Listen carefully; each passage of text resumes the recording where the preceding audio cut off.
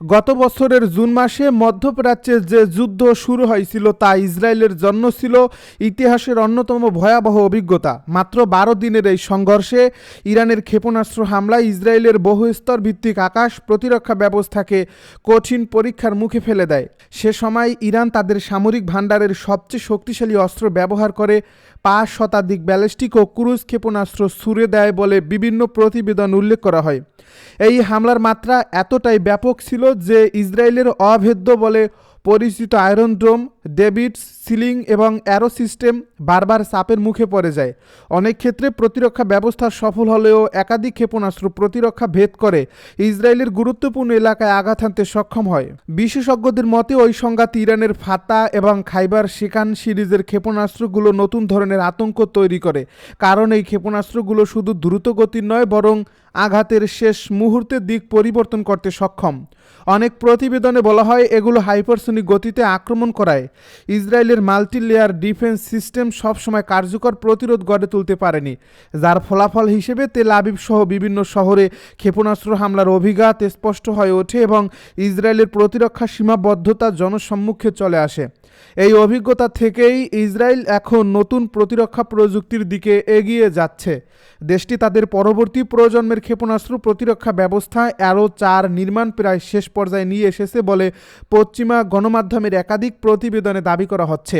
মূল লক্ষ্য একটাই, ইরানের হাইপারসোনিক এবং অপ্রত্যাশিত গতিপথে চলা ক্ষেপণাস্ত্র মোকাবেলা করা। ধারণা করা হচ্ছে আগামী কয়েক মাসের মধ্যেই অ্যারো-৪ পরীক্ষামূলক প্রতিরক্ষা উৎক্ষেপণ শুরু হতে পারে এবং পরবর্তীতে এটি ইসরায়েলের নিয়মিত সামরিক প্রতিরক্ষা ব্যবস্থার অংশ হয়ে উঠবে।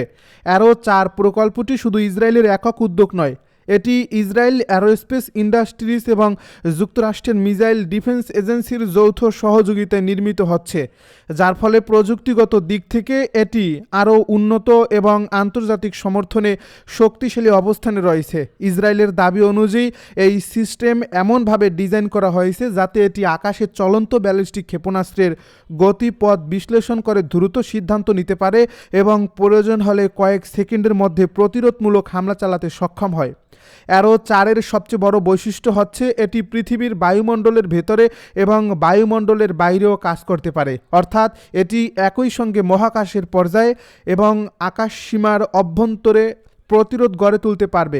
বিশেষজ্ঞরা মনে করছেন এই সক্ষমতা ইসরায়েলের প্রতিরক্ষা ব্যবস্থাকে এক ধাপ এগিয়ে দেবে, কারণ ইরানের আধুনিক ক্ষেপণাস্ত্রগুলো অনেক সময় উচ্চতর স্তরে উঠে পুনরায় নিচে নেমে আক্রমণ করে।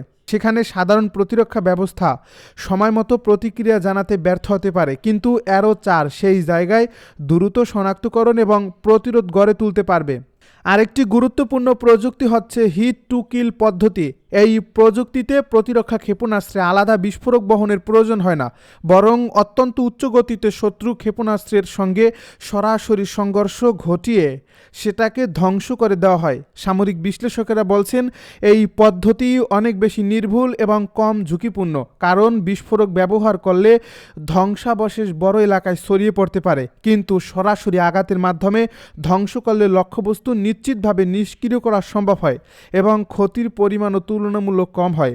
ইসরায়েল আরও দাবি করছে অ্যারো-৪ উন্নত সেন্সর এবং কৃত্রিম বুদ্ধিমত্তা বা এআই প্রযুক্তি যুক্ত করা হয়েছে।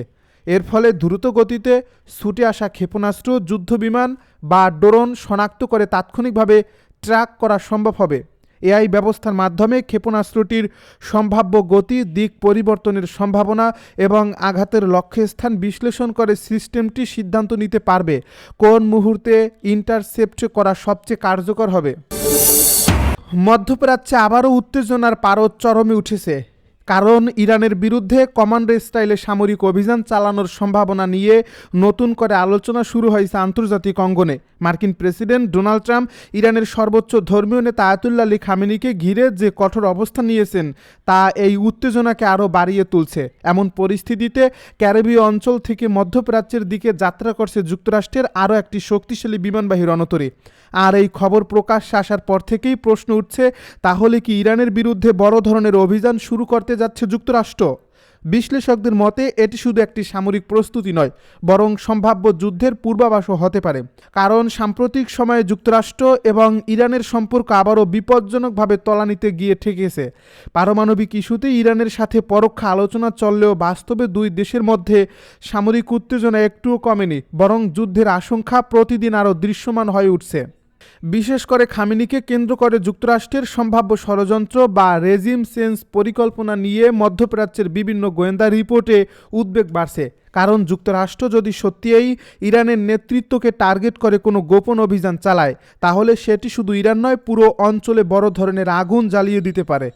এই প্রেক্ষাপটে যুক্তরাজ্য ভিত্তিক সংবাদ মাধ্যম ইরান ইন্টারন্যাশনাল 3 জন মার্কিন সামরিক কর্মকর্তার বরাতে দাবি করেছে ডোনাল্ড ট্রাম্প প্রশাসন ইরানের নির্দিষ্ট সামরিক লক্ষ্যবস্তুর বিরুদ্ধে বিশেষ কমান্ডো অভিযান পরিচালনার অনুমতি দিতে পারে।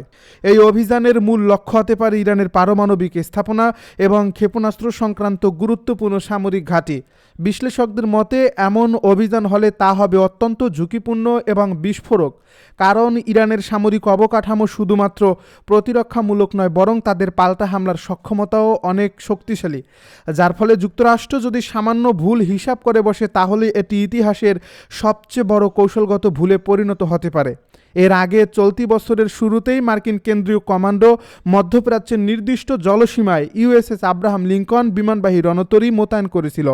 এই রণতরীতে ছিল কয়েক ডজন যুদ্ধবিমান, টমাহক ক্রুজ ক্ষেপণাস্ত্র এবং হাজার হাজার সেনা। তখনই ধারণা করা হয়েছিল যুক্তরাষ্ট্র যে কোনো মুহূর্তে ইরানের বিরুদ্ধে সামরিক পদক্ষেপ নিতে পারে। কিন্তু শেষ পর্যন্ত সে সময় বড় কোনো সংঘাতে যায়নি ট্রাম্প প্রশাসন। বিশেষজ্ঞদের ধারণা, ইরানের সামরিক সক্ষমতা এবং সম্ভাব্য প্রতিশোধমূলক হামলার আশঙ্কা বুঝতে পেরেই সে সময় যুক্তরাষ্ট্র পিছিয়ে গিয়েছিল। কিন্তু এখন পরিস্থিতি আবারও নতুন করে বদলাতে শুরু করেছে, কারণ এবার মধ্যপ্রাচ্যের দিকে এগিয়ে যাচ্ছে যুক্তরাষ্ট্রের আরেকটি শক্তিশালী বিমানবাহী রণতরী। মার্কিন নৌবাহিনীর অপারেশনস প্রধান অ্যাডমিরাল ড্যারিল করডল জানিয়েছেন, যুক্তরাষ্ট্রের অন্যতম আধুনিক এবং শক্তিশালী বিমানবাহী রণতরী ইউএসএস জেরাল্ড আর ফোর্ড খুব শীঘ্রই মধ্যপ্রাচ্যে অবস্থানরত ইউএসএস আব্রাহাম লিঙ্কনের সাথে যুক্ত হবে। সামরিক পর্যবেক্ষকেরা বলছেন, দুটি বিশাল বিমানবাহী রণতরী একসাথে একই অঞ্চলে উপস্থিত থাকলে সেটি যুদ্ধ প্রস্তুতির স্পষ্ট বার্তা বহন করে। ধারণা করা হচ্ছে ইউএসএস জেরাল্ড আর ফোর্ড মধ্যপ্রাচ্যে পৌঁছানোর পরই ইরানের বিরুদ্ধে সামরিক অভিযানের চূড়ান্ত সিদ্ধান্ত নিতে পারেন মার্কিন প্রেসিডেন্ট ডোনাল্ড ট্রাম্প। বিশেষ করে কমান্ডো স্টাইলে বিশেষ অভিযান কিংবা নির্দিষ্ট স্থাপনায় আকস্মিক হামলার পরিকল্পনা বাস্তবায়নের জন্য এমন রণতরীর উপস্থিতি অত্যন্ত গুরুত্বপূর্ণ। এদিকে ডোনাল্ড ট্রাম্পের সাম্প্রতিক মন্তব্য নতুন করে বিতর্ক তৈরি করছে। পারমাণবিক ইস্যুতে আলোচনা ব্যর্থ হলে ইরানের বিরুদ্ধে হামলার ইঙ্গিত দিয়ে ট্রাম্প বলেছেন, ইরানের শাসন ব্যবস্থার পরিবর্তনই সবচেয়ে ভালো সমাধান হতে পারে। তিনি আরও বলেছেন, যদি ইরানের সরকার যুক্তরাষ্ট্রের সাথে সঠিক চুক্তিতে আসে, তাহলে হয়তো যুক্তরাষ্ট্র কঠোর সিদ্ধান্ত নাও নিতে পারে। কিন্তু এখন পর্যন্ত বহু আলোচনা হলেও কোনো কার্যকর ফল আসেনি। এই বক্তব্যের পর থেকেই আন্তর্জাতিক মহলে সন্দেহ বেড়েছে, তাহলে কি ট্রাম্প সরাসরি রেজিম চেঞ্জ বা নেতৃত্ব পরিবর্তনের পরিকল্পনার দিকে এগিয়ে যাচ্ছেন?